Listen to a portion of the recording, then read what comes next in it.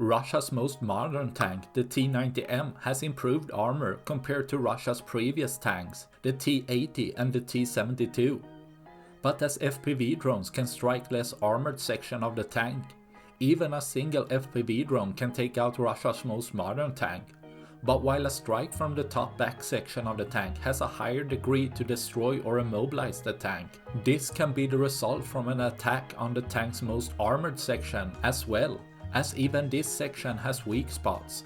As a FPV drone strikes the turret from the front, it was enough to cause the tank operators to steer off and stop the tank, abandoning the tank after the strike, either due to the warhead having penetrated into the tank, or the poor morale made a single strike to cause the crew to abandon the tank.